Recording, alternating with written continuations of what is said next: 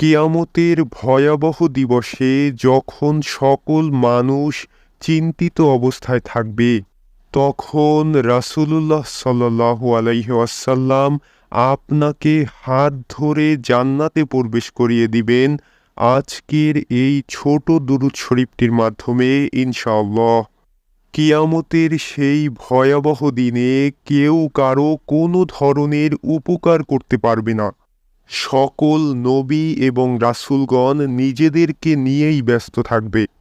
সেই কঠিন মুহূর্তে আল্লাহ তাআলা তার প্রিয় হাবিব সাল্লাল্লাহু আলাইহি ওয়াসাল্লামকে গুনাহগার উম্মতের জন্য সুপারিশ করার অনুমতি দিবেন।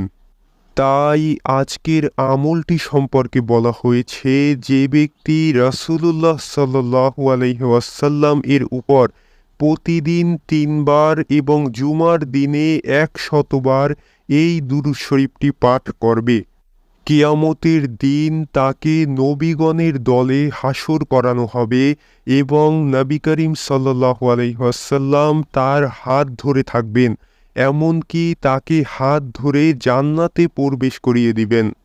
আলহামদুলিল্লাহ, রাসূলুল্লাহ সাল্লাল্লাহু আলাইহি ওয়াসাল্লাম হাত ধরে থাকবেন এই দুরূদ শরীফটির মাধ্যমে।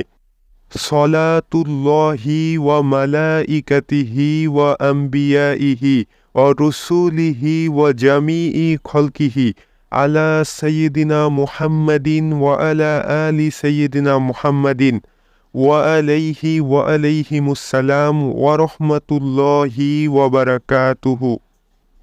সুপ্রিয় দর্শক, আবারও বলে দিচ্ছি, আমলটি প্রতিদিন ৩ বার এবং জুমার দিনে ১০০ বার পাঠ করতে হবে।